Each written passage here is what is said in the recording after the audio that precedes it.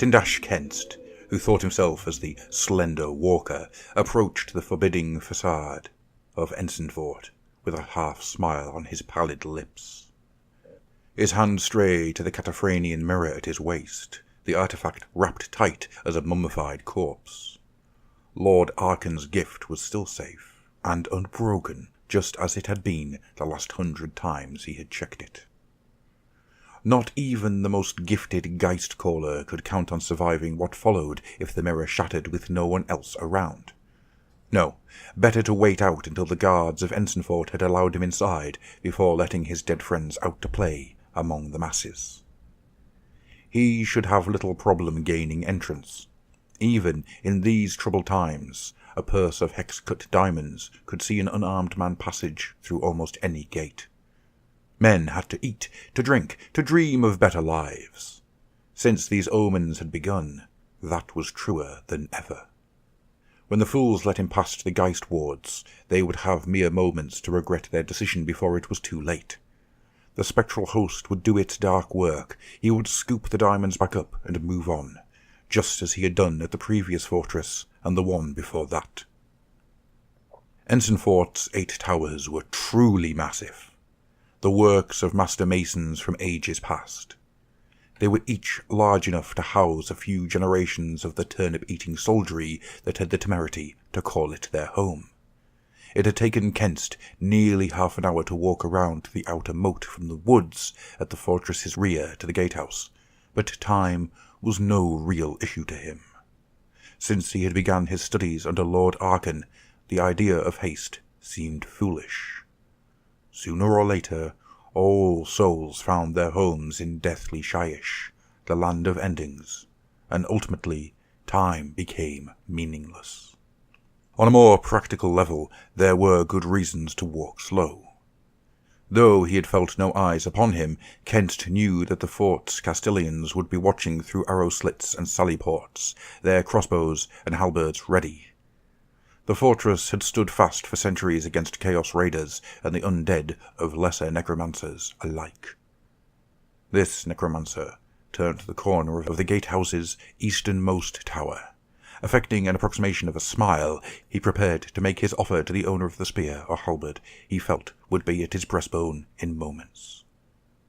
Instead, he was greeted by the sight of an empty gatehouse with not a soul in sight.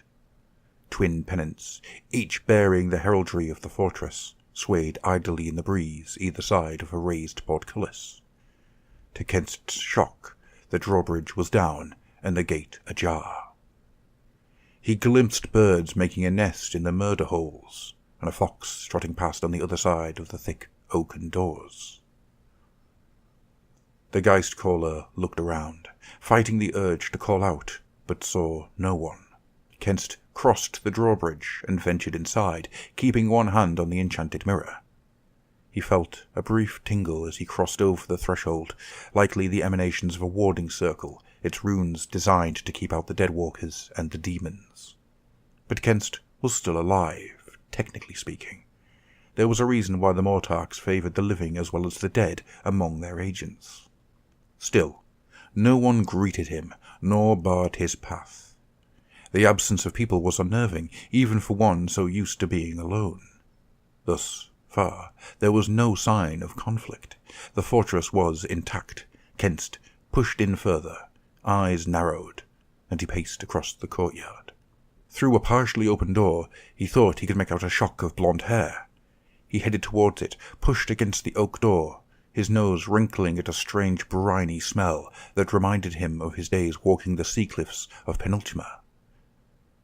The door opened with a long, protesting creak. The body behind the door was that of a middle-aged woman. She was dripping wet, pale and comatose. Stranger still, she was hovering at waist height, as if lying on a bed, but there was nothing holding her up. Other bodies, clearly those of civilians, were dotted around the room. Each hovered as if held suspended in water, their limbs loose and flopping, but none of them moved so much as an eyelid. Kent, no stranger to bodies on the threshold of death, put his fingers against the warm neck of the woman. He found the faint throb of her bloodstream, the strong pulse of a peasant used to manual labour. Yet she did not even twitch at his touch.